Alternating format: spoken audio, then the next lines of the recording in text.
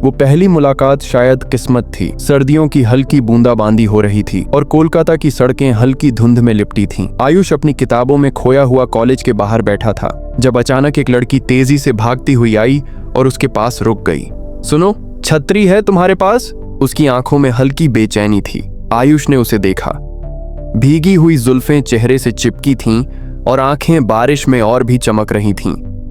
नहीं, पर तुम चाहो तो यहां बैठ सकती हो जब तक बारिश रुक न जाए, उसने झिझकते हुए कहा। वो हंस दी। धन्यवाद, पर अगर मैं बैठ गई तो तुम्हारी किताबें भीग जाएंगी। आयुष को पहली बार महसूस हुआ कि किसी अजनबी की हंसी भी दिल को इतनी सुकून दे सकती है। वैसे मैं सिया, उसने अपना हाथ बढ़ाया।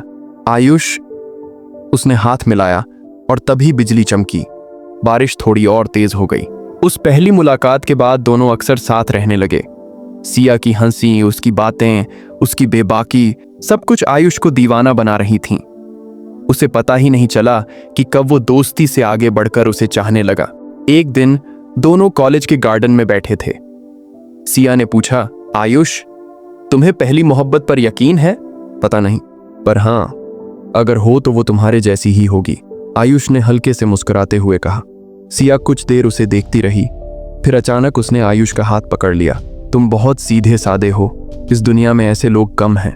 दिल की बात, आयुष के लिए ये पहली बार था जब उसने किसी लड़की को इतनी शिद्दत से चाहा था। लेकिन सिया, वो अब भी अपनी दुनिया में मस्त थी। आखिर एक दिन हिम्मत जुटाकर आयुष ने कह ही दिया, सिया, मुझे तुमसे कुछ कहना है।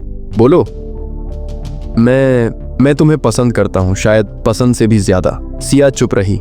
उसकी आंखों में हल्का सा अजीब भाव था। आयुष, मैं तुम्हारी बहुत अच्छी दोस्त हूँ, लेकिन प्यार, मुझे नहीं पता मैं इस रिश्ते के लिए तैयार हूँ या नहीं। आयुष का दिल बैठ गया। उसने जबरदस्ती मुस्कुराते हुए कहा, कोई बात नहीं सिया, दोस्ती भी कम नहीं होती। लेकिन सच ये था कि वो टूट चुका था। समय बीतता गया। सिया किसी और शहर चली गई और आयुष की जिंदगी किताबों में फिर से सिमट गई। लेकिन दिल के किसी कोने में वो एहसास अब भी धड़क रहा था। 3 साल बाद अचानक एक दिन फोन बजा। हेलो आयुष, वो आवाज जो उसने हजारों बार सुनी थी पर अब भी नहीं लगी। सिया, तुम इतनी रात को? बस तुम्हें याद कर रही थी। आयुष का दिल फिर से तेजी से धड़कने लगा।